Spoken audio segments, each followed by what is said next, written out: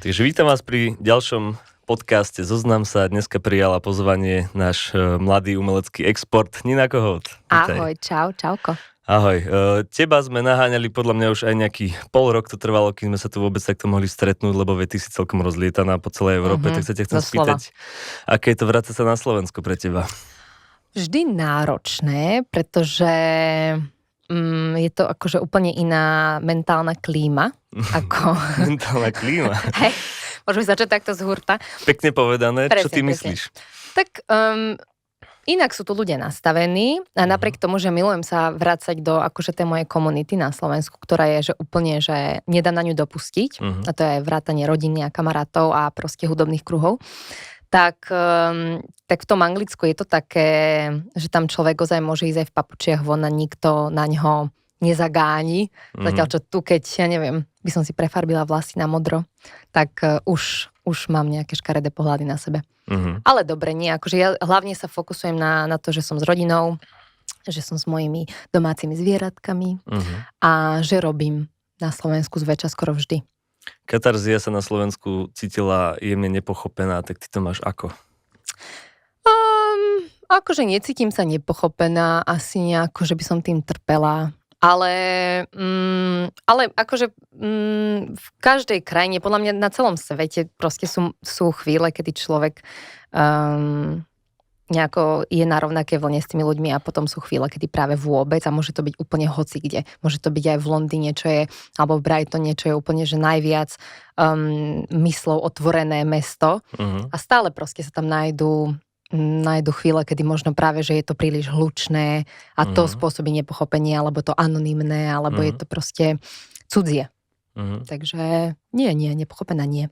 Ja skôr myslím, že či sa napríklad zmestíš do televíznych formátov slovenských alebo do slovenských rádií, že či nemáš také, že toto je príliš alternatívne, to nebudeme hrať, zase alternatívne rádio ti povie, že toto je príliš popové, toto nebudeme hrať, alebo niečo také. To ja neriešim inak. Nie? Máš na to ľudí? Nie, ja to všetko robím, ale nejako toto, ani sa mi to nestalo, pretože nikdy som sa do mainstreamových rádií, nikdy som tam neposielala svoje veci, takže ani som vlastne sa nesnažila o to a alternatívne rádia mi nikdy nepovedali, že je to málo alebo veľa alternatívne. A chvála Bohu, mám veľmi pekný vzťah s nimi na Slovensku. A čo sa týka fanúšikov, teraz si vlastne hrala aj na východe a dorazila si na západ. Áno. Vnímaš rozdiely medzi fanúšikmi tam a tu, že sa nejak inak ľudia správajú na koncertoch, alebo že reagujú na iné veci, úplne niečo iné, alebo... Mala som pocit, aj sme sa o tom rozprávali s tatinom, čiže s mojím spoluhráčom na klarinet, Petrom Kohouthom, tak sme sa o tom rozprávali, že sme mali dojem, že ľudia na východe sú takí tichší, čo je úplná halus. No, to by som nepredpokladal. Že tí ľudia tam minimálne, čo ja súdim podľa toho, že čo proste som zažila za posledné 3 dni, ale boli veľmi takí pozorní, veľmi tichí, že boli jak myšky, že až som si nebola istá, že preboha, že či sa im to páči, alebo že čo sa deje, lebo fakt, že až boli takí akoby začarovaní, že si netrúfali ani len niečo, že alebo niečo, čo ťa aspoň trošku proste, jak som dala nejaký svoj strašne dobrý vtip. Máš pripravené? Nie, nemám pripravené, práve že bohužiaľ to prichádza vždy veľmi spontánne a vždy to ja ľutujem, lebo to akože v tej mojej hlave, sa zrodí kadečo, ale... Hej, akože boli takí krotkí veľmi a včera v Trnave boli zase takí veľmi akože vrúcni, som mala taký pocit. Ale zase napríklad, nie, aj východ bol vrúcný. Možno to nie je o vrúcnosti, ale skôr o tej akože reaktívnosti na mňa. Že vlastne obe publika veľmi pozorné, ale na tom východe sú takí stiahnutejší, mám trošku pocit. Zaujímavé. A po koncertoch sa správajú, ako chcú sa prísť fotiť, podpisovať, alebo sú skôr takí, že... Áno, to úplne, práve že po koncertoch áno. Akože včera v Trnave to bolo oveľa dlhšie a to sme prišli domov snáď o 1:00, lebo naozaj, že sme sa tam zarozprávali s kadekým. Aj veľmi veľa sa predalo CD-čiek, vinilov a na východe to bolo také tiež akože stlmenejšie, ale aj bolo menej ľudí. Proste na západe mám stále akoby väčšie publikum, takže tým to určite mohlo byť. Ale nie, akože aj v Košiciach viem, že prišli a sme sa bavili o tom, že kde mám vystupovať. A dokonca minulý rok, keď som vystupovala v Košiciach v Tabačke, tak mi zakričali dvaja muži, alebo teda páni z hľadiska, že nech zaspievam jednu pesničku, ktorú som nezaspievala. A od toho podnetu som začala tú pieseň spievať na všetkých koncertoch. A teraz som prišla do tých Košíc a proste vytlieskali si prídavok a som sa pýtala, že čo by chceli. A tí dvaja páni tam kričali tú pesničku, ja že áno, mám ju pripravenú. Takže nie, všade sú krásne momenty s ľuďmi, fakt. Hociakom meste. Na základe tvorby by som ťa označil skôr za takú hlbavú introvertku, ale takto mi zase introvertne úplne nepôsobíš, tak... Iba sa pretvarujem, hej, že som extrovert, no. Tak ten naučený extrovert. Hej, bohužiaľ mi bolo povedané, že keď chcem byť hudobník, tak musím byť extrovert. V skutočnosti. Je to trochu tak. Napríklad, lebo sa musím s tebou rozprávať. Chápeš, že teraz sme sa stretli.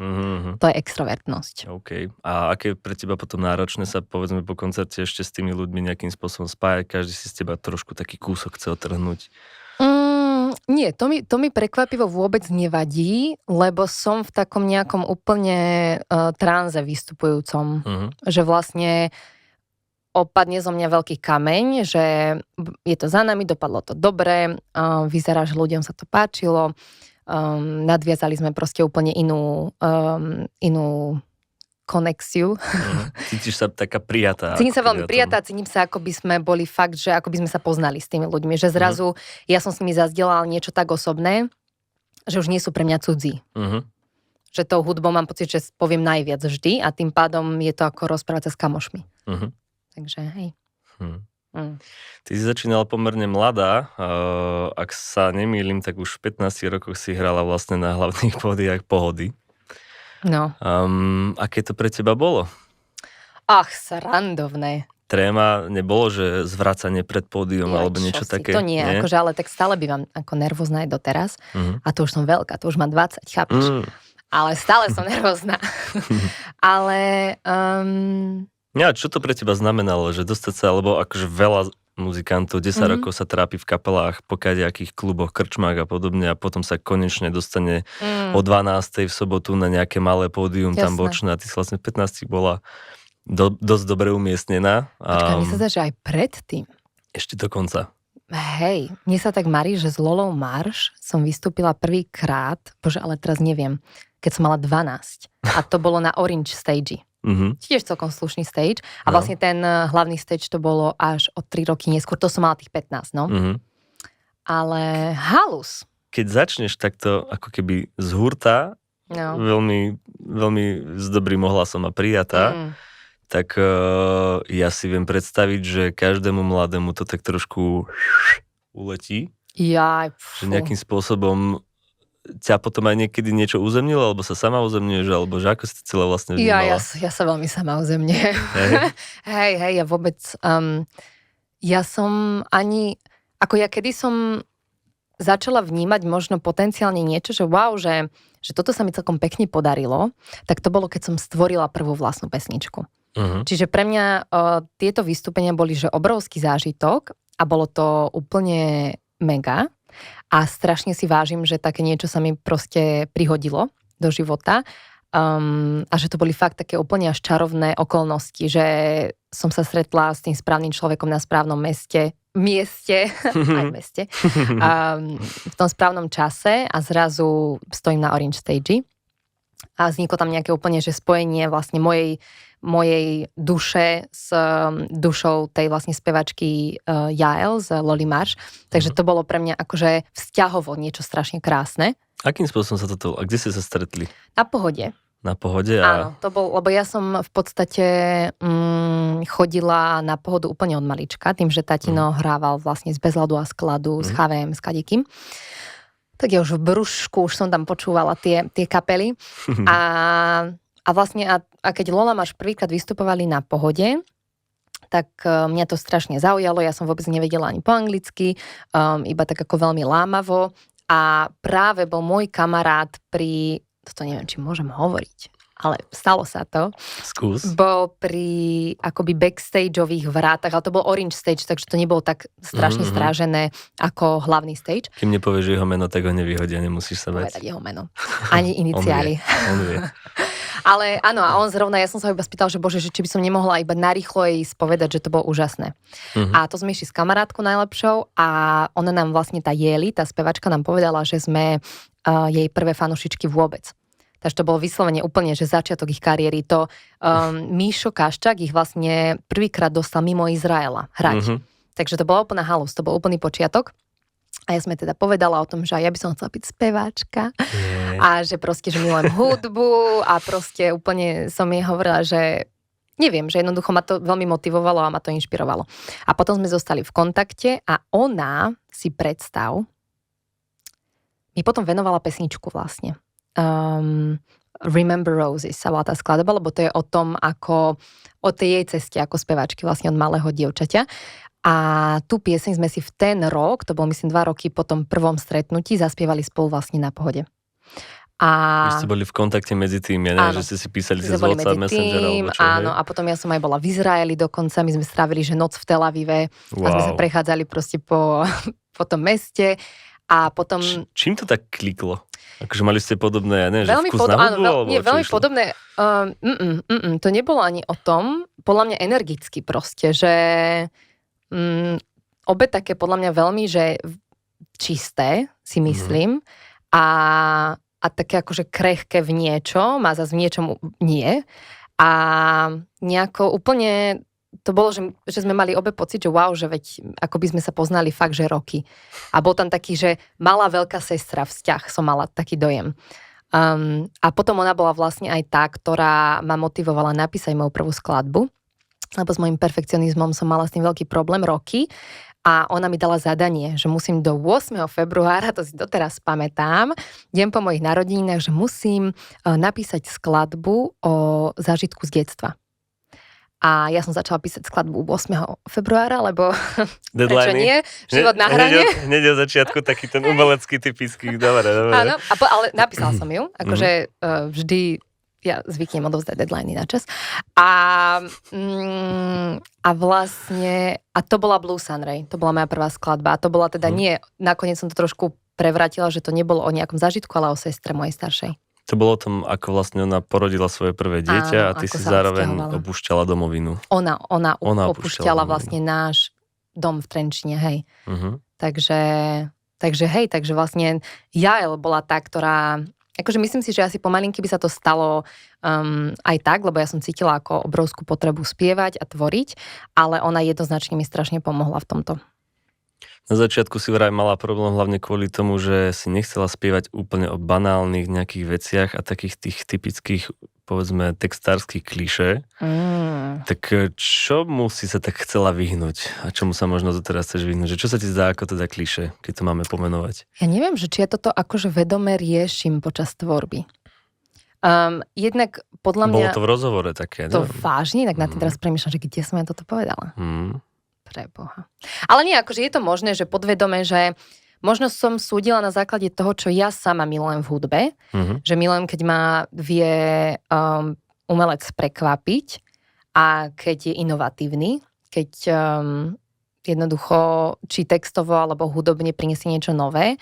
A viem, že ja som mala tým pádom na seba také nároky, lebo ja som namiesto toho, čo počúvali moji rovesníci, čo neviem ani čo je vôbec, lebo som vyrastovala s Petrom Kohoutom, ktorý mi púšťal Massive Attack a Lizu Gerard a posledný album Davida Bowieho, Nicka Cavea, takže malá Nina bohužiaľ nemala na výber, len písať fakt také trošku možno iné veci a pre nejakých ľudí možno, že je trošku temnejšie na ten vek, ale ja som to nevnímala nikdy ani ako temné. Mne to prišlo úplne, že vedela, že to je tak zásadná časť života, že vlastne, čo sa toho bojíme, prečo o tom nerozprávame.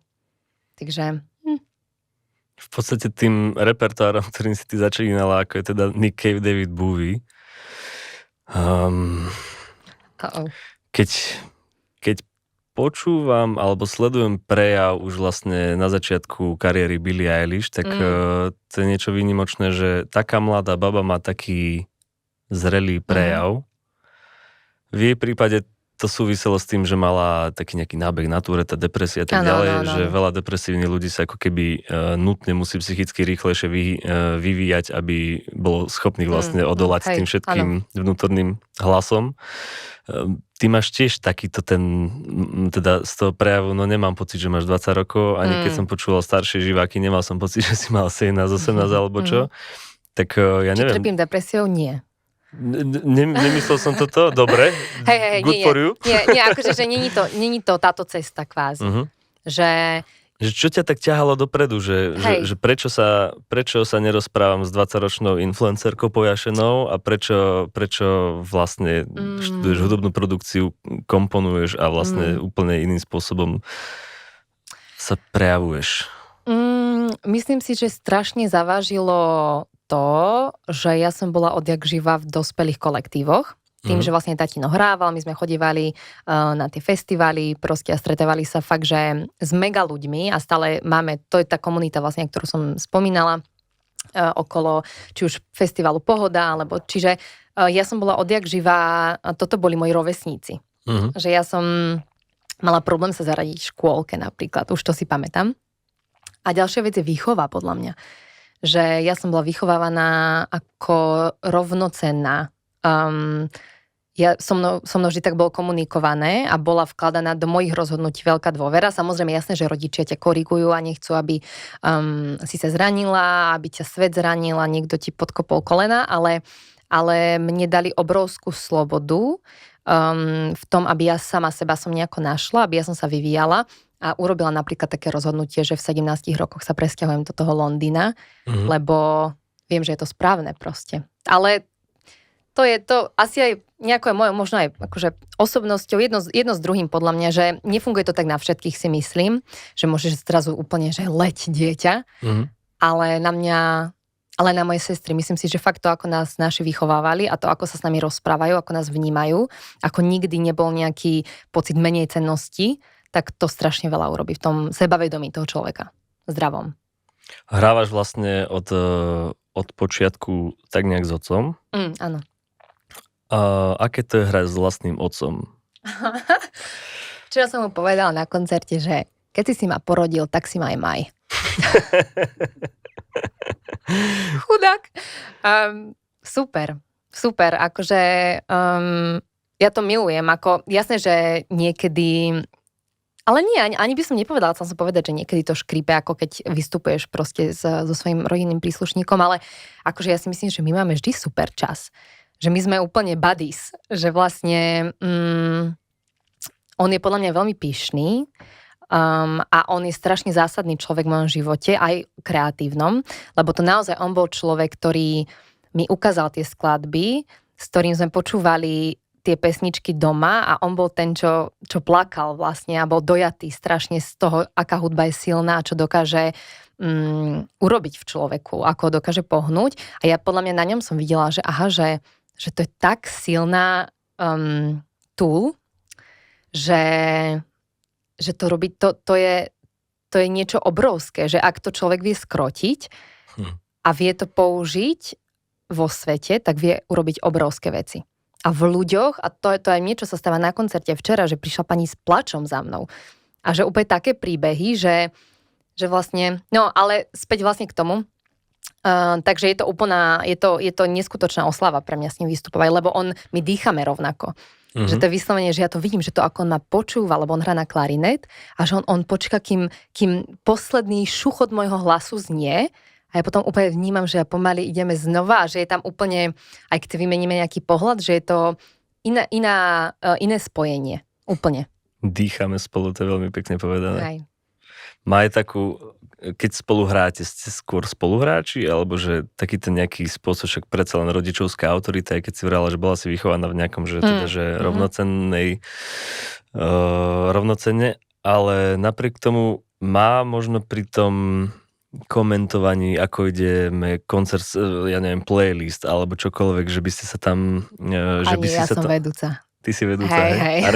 A rešpektuje to vždycky rovnako dobre, alebo niekedy má aj také, že ale Ninka, prosím ťa. Presne, ako by som ma počula. Ale nie, niekedy ja keď uznám za vhodné to, čo on povie, jeho návrh, tak úplne som ochotná ho prijať a úplne rada si nechám poradiť, ale keď s tým nesúhlasím, tak akože ja mám asi to kvázi posledné slovo, ale my tým, že sme na tak jednej vlne, tak naozaj väčšinou máme rovnaký názor na veci. Alebo nájdeme spoločnú cestu. Nie som zase nekompromisná pre Boha, ale áno, ako ja si to skôr korigujem v podstate v každej oblasti tej kariéry, akoby. Plní aj takú nejakú funkciu, že povedzme ochranársku, že predsa len mladá speváčka, pekná, rôzne tí sexuálni predátori, ktorí sa nám vždycky na každú akciu nejakým spôsobom dostanú, tak aj toto niekedy riešil, alebo práve, že sa na to tak zobďaleč pozerá a nabíja v rokovnicu za chrbtom. Nie, vieš čo, premýšľam nad nejakým ako konkrétnym prípadom, ale ja mám pocit, že tým, aká tá hudba je menšinová, tak ja nemám takýchto asi ľudí moc na tých koncertoch. A keď niekto má potrebu niečo zakričať, tak ja mu zakričím späť. Hej, si papuľa, takáto. No, proste mi to leze na nervy. Ale aj keby je to, aj to nemusí byť ani muž, ani to nemusí byť nejaký sexuálny potom, to je úplne jedno. Proste, že akože akákoľvek debilita je proste blbá. Čo ťa vyurazí napríklad takto, ak si spomenieš na niečo? Tak vie ma, nie ani, že asi uraziť, ale vie ma... tak môžeme to povedať, že uraziť, keď niekto si neváži napríklad mňa, alebo nedaj Bože má nejaké pripomienky k tomu, že som mladá a žena, že bývajú také niečo, že vnímam také trošku, že tí ľudia nevedia, ako ja makám pre tú hudbu veľakrát. A oni nevedia do zákulisia. Ja to nemám potrebu vôbec nikomu hovoriť, lebo ja to milujem robiť a nikdy by som to nerobila inak a aj keď ma to stojí proste strašne veľa nervov, ako ale skoro každá práca, hej, tak to milujem, lebo tomu 100% verím. Ale nemám potrebu to dávať ľuďom na oči a ak náhodou niekto, mám pocit, že so mnou nezachádza tak, ako by mal, tak to ma vie nahnevať. Sú to teda skôr fanúšikovia, alebo možno ľudia z tých manažmentov? Hej, akože skôr podľa mňa také nejakí organizátori možno, ale to sa málo kedy stane. Naozaj, že chvala Bohu zatiaľ som bola pritiahnutá k ľuďom takým veľmi akože uvedomelým a úplne v pohode a super. Takže... Je rozdiel možno nejaký medzi slovenskými promotérmi a zahraničnými, lebo tak vystupovala si aj na západe, či už Holandsko, alebo kdekoľvek. Hej. Vnímaš, že napríklad starostlivosť o umelca by bola v zahraničí, že vyššia, že... A to už sa bavíme naozaj, že o vybavenosti nejakej šatne až po to je hneď pri stage a nie, že do kaviárne cez celé námestie musíš prejsť alebo niečo také, lebo sťažovali sa. Že Moravská dedina versus Breslavské námestie, že veľké rozdiely, takže či to vnímaš aj ty, keď ešte ďalej chodíš vlastne, nielen do Čiech? Podľa mňa by som to vedela porovnať, keby mám rovnakú popularitu, povedzme, že v tom Anglicku a na Slovensku. Že vtedy by ma zaujímalo, že ako by v podstate so mnou zaobchádzali tam, ale nikto so mnou nikdy akože tam zle v Británii nezaobchádzal, ani v Holandsku, ani nikde. Ale predsa len tu fungujem dlhšie na Slovensku a aj to povedomie je tu trošku rozšírenejšie. To znamená, že jasné, že tu nebudú 3 hrušky v backstage, alebo je tam možno aj nejaký keksík. Yes, je to všade OK. Hej, dobre. Ty máš nejaké šťastie. Také príbehy by som čakal. To je úžasné, ale... Ale prepáč, vidíš, že ja neprinesem nič, ale určite, možno je to spomienkový optimizmus, možno sa mi postávali proste veci, ktoré ma... Ale ja sa viem aj strašne nahnevať, akože... A boli asi chvíle, ako všade, keď robíš s ľuďmi, že proste niektorí ľudia nie sú úplne...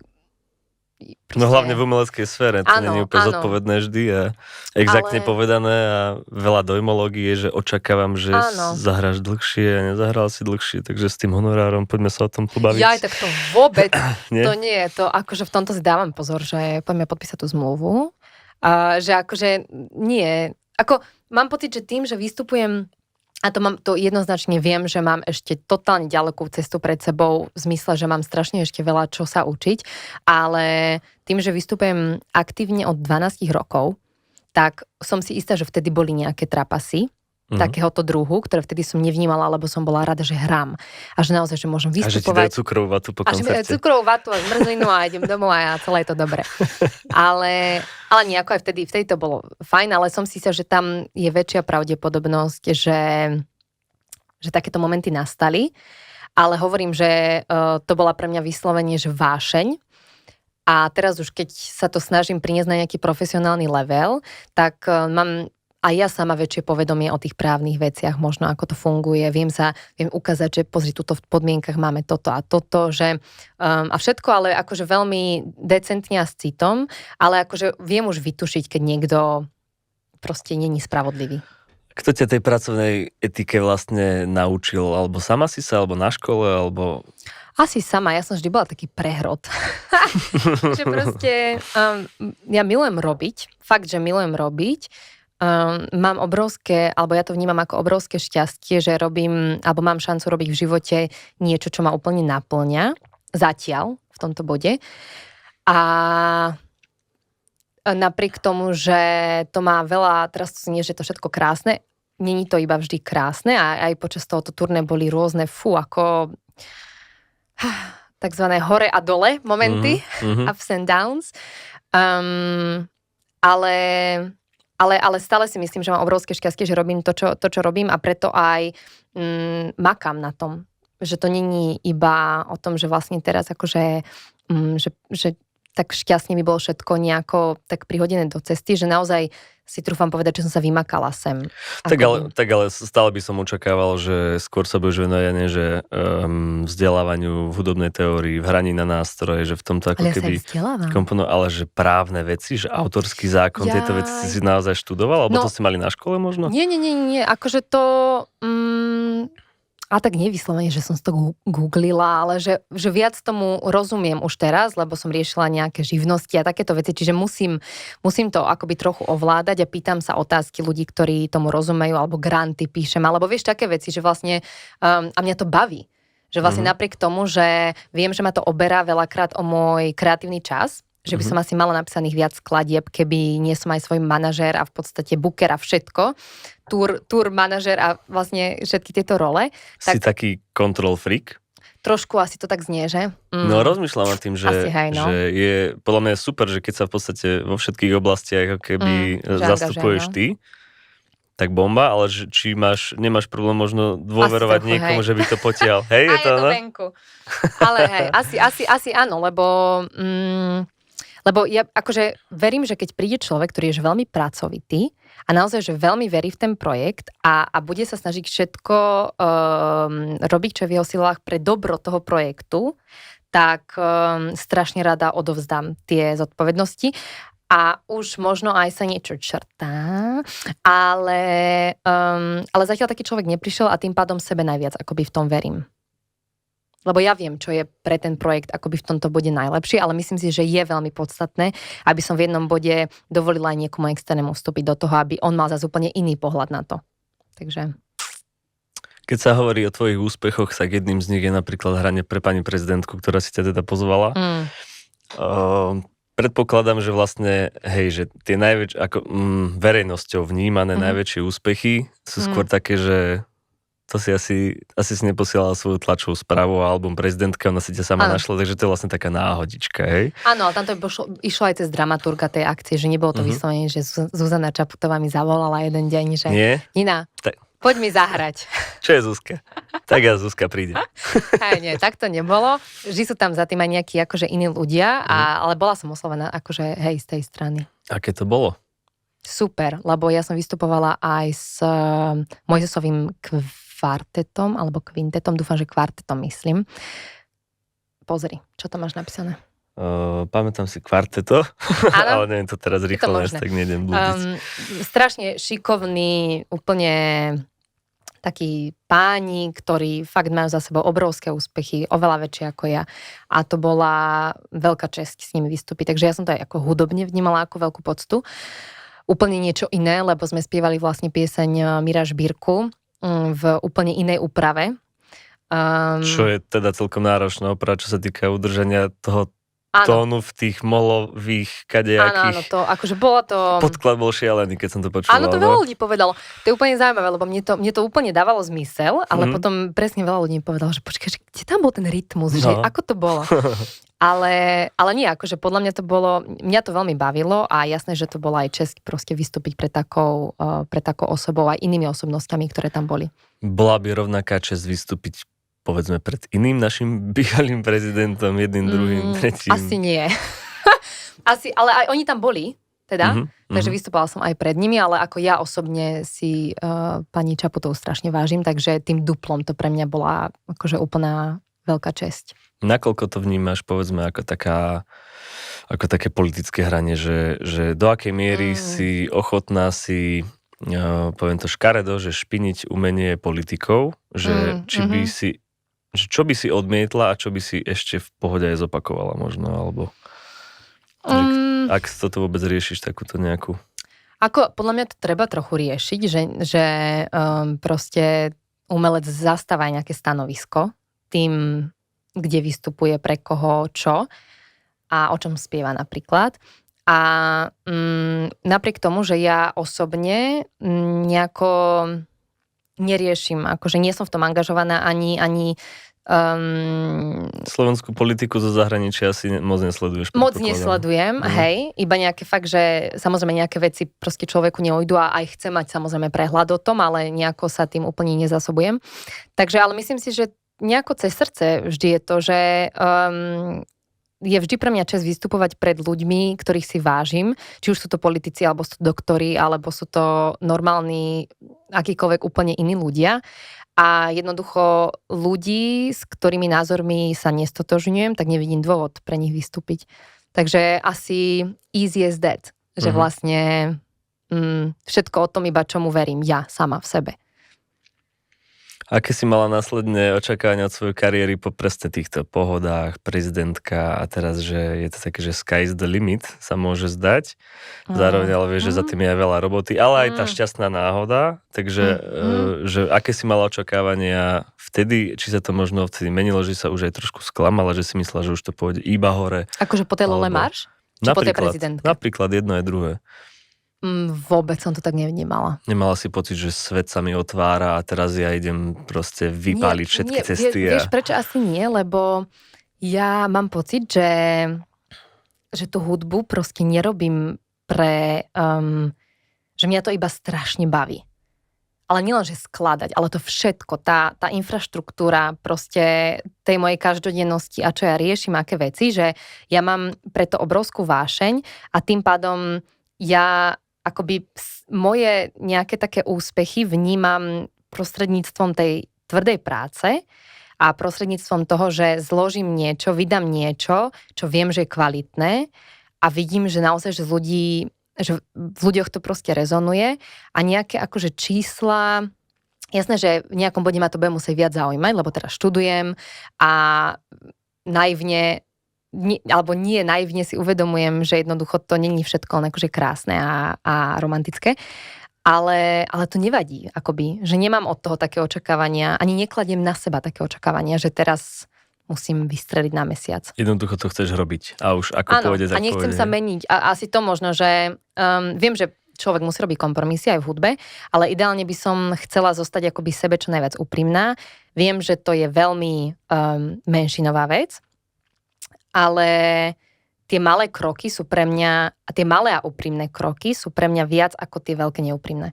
Takže vôbec to neriešim toto, že ako poteší ma nejaký úspech, samozrejme, bože, ale aj je krásne vidieť, kam to ide a že Holandsko, toto ideme do Viedne, ideme do Budapešti, v Anglicku mám teraz 2 koncerty, že je to super, ale proste iba som v nejakom to, že idem ďalej, makam. A čo ti pripomína možno, alebo akým parametrom by si tak vyhodnocovala, že ako sa mi darí, že počet koncertov, alebo počet videní, počet predaných lístkov, alebo počet vypočutí, lebo je to taký trend, nie, že mám pocit, že skupiny ako napríklad Korbendala majú iba 10 000 videní na YouTube, ale keď idú na klubové turné, plnia. Ja som na nich bol 4-5 krát a pôjdem aj 6. A potom sú to zase interpreti, ktorí majú miliónové videnia a vlastne ani klubové koncerty nehrajú, lebo nikto na to úplne nechodí, že sú to skôr také rádiové tváre nejaké. Áno. Tak akým spôsobom ty si vlastne vyhodnocuješ, že čo tebe, na čo ty reaguješ, že si povieš, že toto sa podarilo? Akože myslím si, že z týchto dvoch, čo si spomenul, že videnie a návštevnosť, jednoznačne návštevnosť, že akože to reálne je pre mňa zásadnejšie, lebo už ani tak ja neverím proste tomu online priestoru a tým kampaniám a že to už je vlastne, že nazbierať videnie nie je tak ťažké, keby mám na to budget a chcem. Ale akože priviesť tých ľudí na ten koncert, že to si vyžaduje naozaj, že fanúšika. Ktorý si ešte zaplatí. No, ktorý si zaplatí, presne, ktorý fakt, že prišiel, a to presne sa mi potvrdilo napríklad aj včera v tej Trnave, že tí ľudia ani nedýchali, iba sem tam nejaké smrkance som počula. COVID ešte stále? Nie, plakali. Takto. Áno, takto. Takto aj mi potom povedali a tak, že čiže to je pre mňa asi najviac vidieť, že títo ľudia, že to s nimi rezonuje, že naozaj prišli na Ninu Kohouta a vedia, čo to akoby je a nekričali, nerozprávali sa tam, že tam ani tam bolo počuť fakt, že čokoľvek, úplne, že keď sa tam pustila para na stage, tak zrazu, že nový zvuk. Hej. Takže to je asi pre mňa najviac. A robiť hudbu, ktorej verím. Ja neviem, ale tak to je taký môj osobný úspech, že keď vydám album napríklad, fakt si poviem, že wow, že toto je fakt dobré. Tak to je pre mňa strašne veľký úspech. Čo mobily na koncertoch?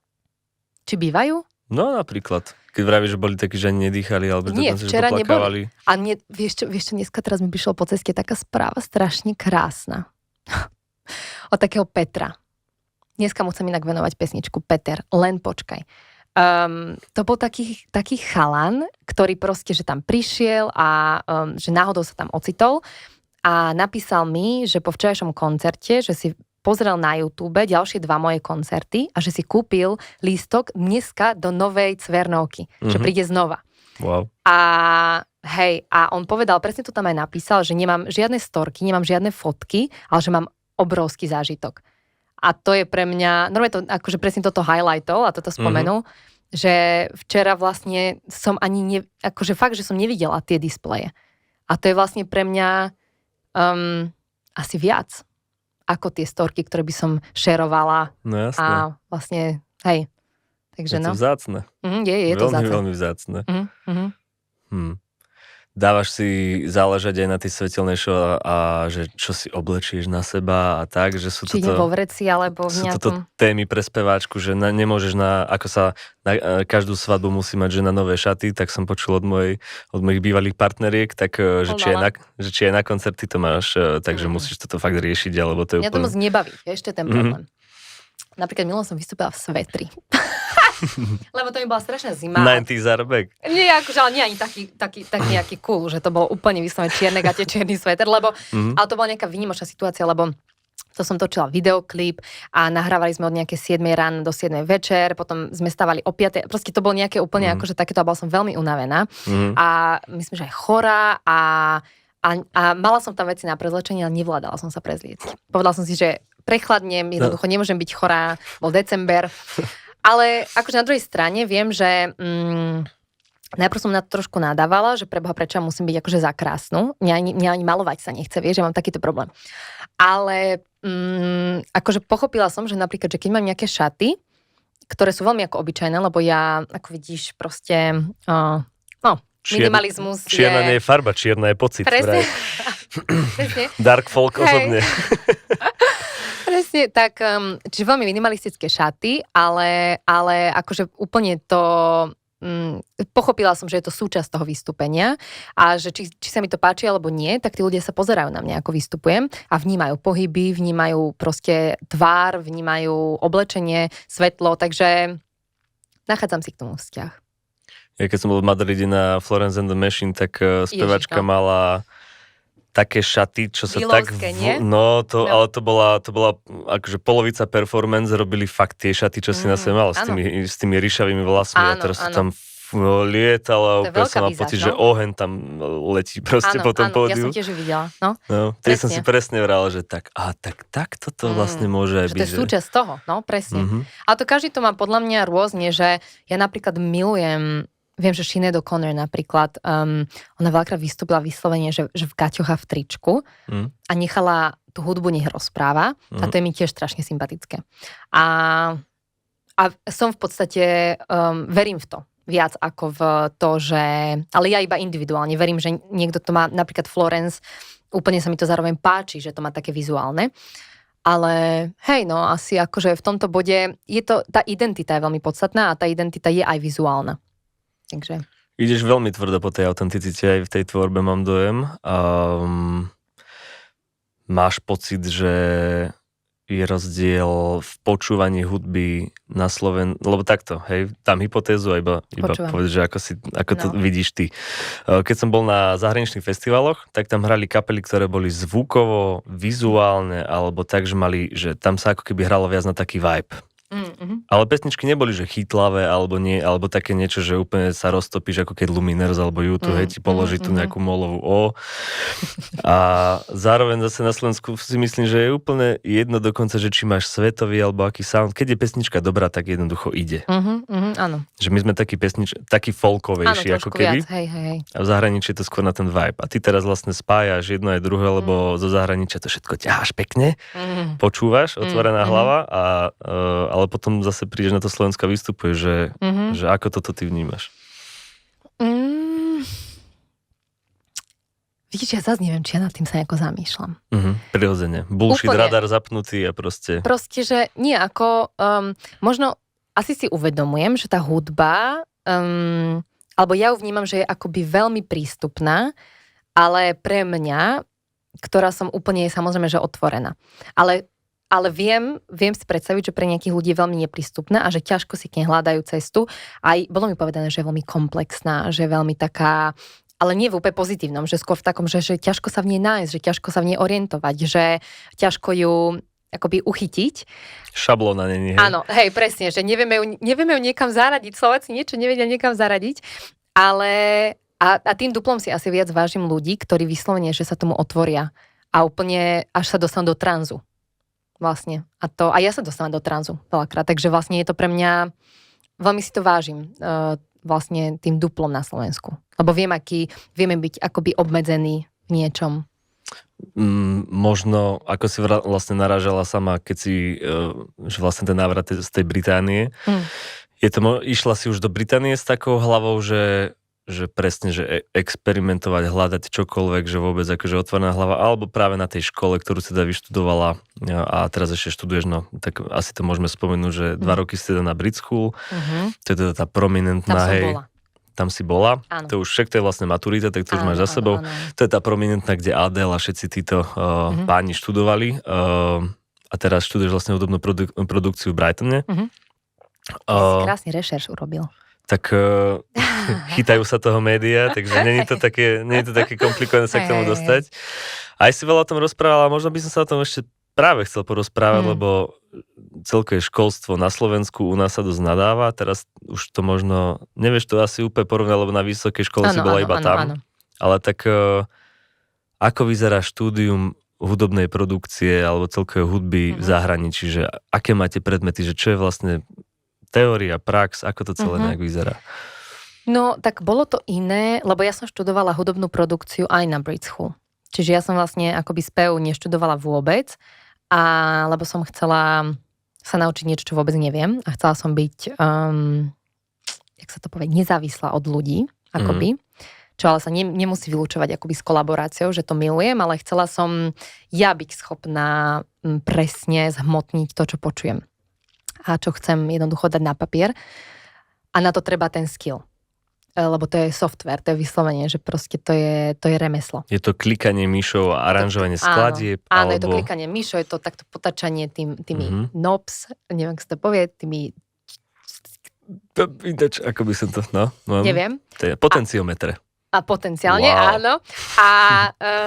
A vlastne je to akože také veľmi podľa mňa pozorné počúvanie a hľadanie akoby tých farieb. Pre mňa to tak je, že vlastne pre mňa sa ten zvuk stal tým najviac inšpiratívnym. Že predtým som skladala skladby, povedzme, že s gitarou a ten songwriting bol taký môj akože hlavný fokus. A prostredníctvom tej školy vlastne som našla obrovské zaľúbenie v tých zvukoch, v tom, že vlastne maluješ tým zvukom, že ty vieš vytvoriť úplne, že izbu. V podstate, áno, že prostredie, pocit, tým ako len trošku možno, že výšky zdvihneš, alebo toto urobíš. A teraz, keď výšky dáš zase dole, tak ten hlas znie ako by bol v druhej miestnosti a chcem to, čo to pre mňa znamená v tej pesničke napríklad. Takže akože to ma strašne baví, tá zvuková výpravnosť. To bolo aj vyslovené, že mali ste také domáce úlohy, nazvem to, že zlož, alebo že s touto, ja neviem, nejaký žáner, nejaké latino, alebo čo ti dali a teraz, že nie niečo, čo vychádza automaticky z teba, ale že mala si aj také nejaké zadanie, že tu máš latino skladbu a teraz, ja neviem, že mixujú, masterujú, alebo že sprav tam sláčikový áno, aranžment. Hej, mali sme také rôzne, aj teraz hlavne, táto škola je akože úplne, že mega, táto univerzita v Brightone, kde napríklad je teraz aj programátorstvu sa venujem a to ma strašne baví, že kódujem hudbu. Vlastne. A že mám napríklad... Takže umelá inteligencia, že zadávaš nejaké paterny. Áno, že zadávaš, ale nie slovné, ale vizuálne. A teraz idem mal študovať slovné, ale vizuálne bolo, že som napríklad sama postavila vokoder, to je taký proste efekt. A že musíš vlastne úplne premýšľať nad tým, akože nad elektrikou, nad tým, ako to, kde má ísť. Wow. A také veci, že to mne napríklad extrémne baví. Alebo že sme fyzicky budovali filter. Že vyslovene sme, akože mi to nám skoro zhorelo, ale akože, čiže to sú aj takéto veci, že, alebo tape machine a tam sme proste katovali, jak sa to povie? Rezali. Strihali. Áno, páska sa to povie, bože. Áno. No, to je v pohode. Áno, keď sa to učíš. Áno. A takže rôzne také veci, ale samozrejme potom sú tam aj také tie štandardnejšie veci, ako vyslovene, že produkcia, alebo teraz, áno, aranžmán sme mali napríklad na Sláčikový kvintet. Takže kadečo, ale napríklad aj bavíme sa aj o hudbe akože muzikológia, to je ako veda o hudbe, ale to nie je teória, ako to muzikológia, neviem, či existuje vôbec na Slovensku. A to je, že moja teta je muzikologička. Aha, tak výborne, tak to som nevedela. A to je napríklad pre mňa tiež strašne zaujímavé. Pritom to je vyslovene akoby iba teória hudby, ale je to napríklad o tom, že čo je to kreativita, že existuje niečo ako génius, že čo je to hudobný génius. Vieš, a také veci, že tiež akože veľmi, veľmi zaujímavé. Vyšla kniha akurát Rickovi Rabinovi, teda zrejme vieš, o akého producenta sa jedná. On o sebe ale napríklad tvrdil, že on nedokáže hrať na žiadny nástroj, ani nerozumie hudobnej teórii, on jednoducho na to ide gut feelingovo, že naučil sa dôverovať vlastnému inštinktu a vlastnému vkusu a ukázalo sa, že ten jeho vkus je tak nejak zhodný s verejným a vlastne na tomto celé postavil.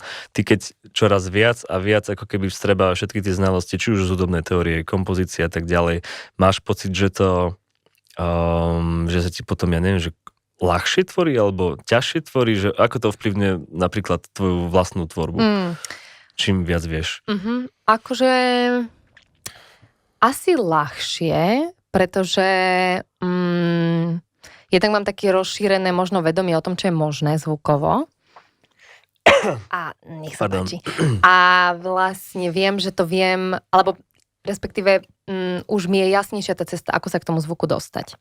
Takže možno tým je to ľahšie, ale ja si myslím, že skladanie pesničiek je stále strašne niečo ťažké a že si to vyžaduje,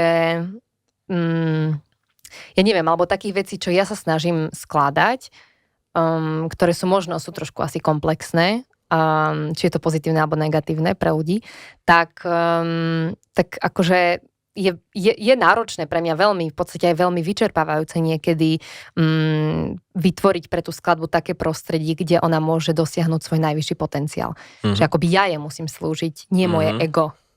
Akoby, že... Nie je niekedy možno komplikované dostať sa k podstate skladby a že ako keby ťa to tak tlačí, že trošku sa na to pozerá tak remeselné, že toto by mohol byť zaujímavý zvuk, tak ho použiješ, napriek tomu, že vlastne krajšie by to bolo. Vieš, že gut feelingovo, že toto je pekné.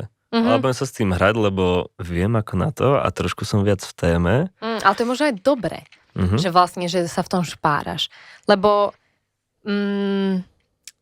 napríklad sa mi to stalo, že som mal nejakú skladbu napísanú ako napríklad klavírnu baladu a bolo to krásne, si myslím, že pekne to fungovalo, ale zrazu, keď ten zvuk bol vymenený za niečo viac akoby challenging a niečo, čo naozaj toho počúvateľa akože tak tlačilo do takých nejakých akože úplne iných sfér a bolo to náročnejšie, tak zrazu to bolo úplne, že aj tá energická náplň bola úplne iná tej skladby. A mám pocit, že je to veľmi ako pomohlo. Ale treba si stále zachovať nejako akoby tu, alebo stále byť pri zemi. A možno aj keď človek sa v tom trošku zamotá, v tom akože experimentovaní a tento zvuk a toto ešte väčšie tu urobíme, tak treba si povedať, že počkaj, že čo chceš povedať týmto, kde ideš. Ale ako neriešim to aktívne. Podľa mňa je to veľmi akože zatiaľ také inštinktívne, lebo ja zase neviem v tom ani až tak veľa, ako by som chcela ešte, že ja stále som limitovaná a to je možno dobré. Kto je taký tvoj okruh ľudí, ktorým najviac veríš, že keď niečo nahráš, spravíš, pošleš a príjmaš najviac kritiku a podľa nich to možno ešte aj upravuješ? Či vyslovene, že ideš podľa svojej vlastnej hlavy? No, najčastejšie s mojou polovičkou to diskutujem. A to je síce osoba, ktorá nie je z hudobného vôbec sveta, ale akože osoba, ktorá je strašne emočne otvorená a jednoducho vnímavá, takže to je pre mňa veľmi zásadné, že ako to bude vnímané v podstate potom možno aj verejnosťou. Týmto to skúmam a potom mám takého producenta, s ktorým sa tam spolupracujem, že Co-Production, ten je v Anglicku, to je chalan, ktorý Lucas Armstead sa volá a on vlastne so mnou chodil aj na tú Brit School. A potom ešte Vlado Ďurajka niekedy z kapely Autumnist, taká elektronická kapela, s ktorým tiež som raz vlastne spolupracovala. A niekedy s tou kapelou spolupracujem teda často. Takže asi, no a potom tatino, aj mamina, že keď príjem napríklad domov, tak im to pustím, alebo sestra. Takže ako moji taký nejaký blízky, ale akože polovička je najčastejšia. Hej. Nebojíš sa potom, že to je práve možno... Lebo ja mám pocit, že není úplne komplikované pre mňa zložiť skladbu, ktorá by rozplakala moju mamu. Ale to ešte neznamená, že bude fungovať aj pri iných ľuďoch, lebo predsa len ten rodič, partner je iný. Vieš čo, oni sú všetci veľmi kritickí. Takže práve naopak, že vlastne... Áno, oni sú takí ťažkí, akože ťažko uspokojiteľní. Uspokojiteľní. Áno. Hej, takže oni mi nemalujú medové fúsky vôbec. Pochvália, čo považujú za vhodné, ale akože keď sa im niečo zdá, že požiaľ toto, veľakrát napríklad ja som poslala aj mix späť, keď mi polovička povedala, že tie sláky sú v tejto pesničke nejako tak hlasno, že mne emočne to niečo tam padá. Že zrazu ten tvoj hlas, že sa v nich trochu stráca a mne sa to tak nedotýka. A ja opäť na poslednú chvíľu, a pritom fakt, že človek vôbec nie z hudobného sveta, na poslednú chvíľu ten mix bol poslaný späť, že počúvaj, že tie sláky musia byť tichšie. Výborné, že to vie aspoň vyjadriť, lebo áno. ľudí si pustia, že páči, nepáči, ale úplne nevie pomenovať, že to je ten reverb na tom speve alebo niečo. Áno, ale ja zväčša tak sa to snažím dekodovať, že čo sa tým myslí, že počkej, že je to suché, že čo znamená suché, že reverb, alebo hej, že snažím sa to aj ja nejako, hej. Keď sme pri tých spoluprácach, tak niekdy si tvrdila, možno to je ten istý rozhovor stratený niekde v mediálnom priestore, kde si teda hovorila, že nechcela by si komponovať pre iných interpretov. Zatiaľ, no. Ale zase vravela si, že ťa veľmi láka filmová hudba, že netvoríš ako keby z vlastného porívu, ale že sa pozrieš na scénu a nejak sa do nej snažíš vciťovať. Týmto smerom chceš aj nejakým spôsobom sa k niečomu dostať, alebo to je zatiaľ iba taká nejaká ambícia? Chcela by som to určite vyskúšať. Tým, že som ten spomínaný introvert, hej, je to tak. Tak aj by sa mi to páčilo, že by som mohla z domu tvoriť hudbu, ale viem zase, že potom by mi veľmi to vystupovanie chýbalo, že ja to vlastne akože milujem, ale není to pre mňa úplne ľahké, možno aj tým, že tá hudba je tak emotívna. Že vlastne ja viem, že musím byť strašne silná pred tým koncertom, sama v sebe, na to, aby ja som bola spokojná s tým, čo som tým ľuďom akoby odovzdala. Lebo iba vtedy to má akoby pre mňa zmysel a veľmi viem byť prísna na seba, keď cítim, že emočne som akoby nemala som energiu na to. Takže niekedy tak premýšľam, že bože, ja keby nemusím vystupovať. Ale nie, a potom mi to strašne chýbalo, takže je to bonus. Ale hej, ale chcela by som, akože veľmi ma to láka, lebo mám pocit, že aj tá moja hudba je cinematická.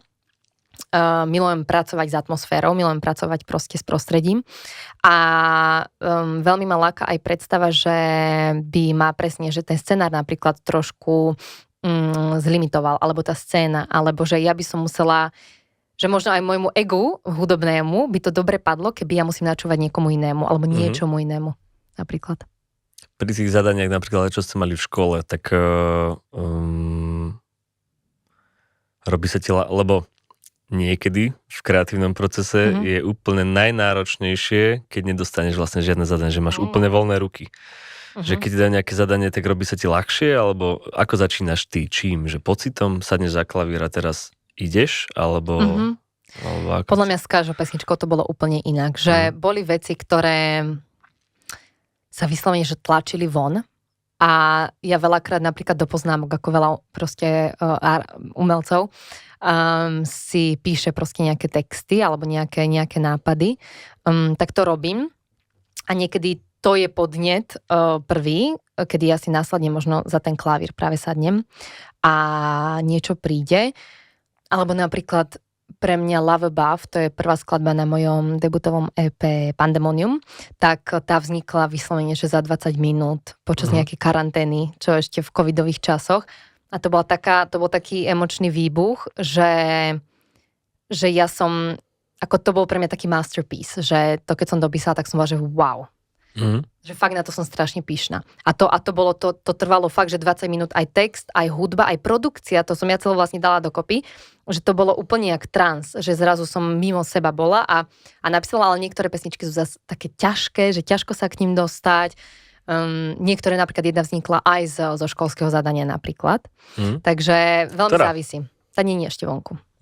Ale to sme dostali zadanie, že máme napísať skladbu, kde je iba vokál a žiadny vlastne nástroj. A musíš akože postaviť niečo. Alebo... A kapela, ale musí to byť skladba, ktorá je naozaj že komplexná, že nielen, že akože ty zaspívaš nejakú melódiu a tam prišla nejaký taký nápad, tam bola taká to bolo strašne zaujímavé. To bolo veľmi zaujímavé, lebo tam strašne smutná harmónia, alebo mne prišla taká až akoby pohrebná. Také som mala pocit, že také až stredoveké nejaké harmonické postupy, že neviem, čo to bol za influence, že odkiaľ to prišlo, až náboženské mi to prišlo, ale je to zaspievané vo folklórnom hlase. Tak ten slovenský folklór ako áno, taký hrdelný, no ale nie úplne nejaké, neviem aké, že nechcel som, aby to bolo patetické, ale že bolo to pre mňa tak depresívne, alebo nie, že depresívne, ale tak ťaživá tá harmonia, že som spovedala, že nemôžem to zaspievať tým hlasom mojím, že musím to akoby obliecť do niečoho iného. A tam vzniklo napríklad takéto niečo. A to je prvá pesnička, ktorú teraz spievam na mojich koncertoch vlastne.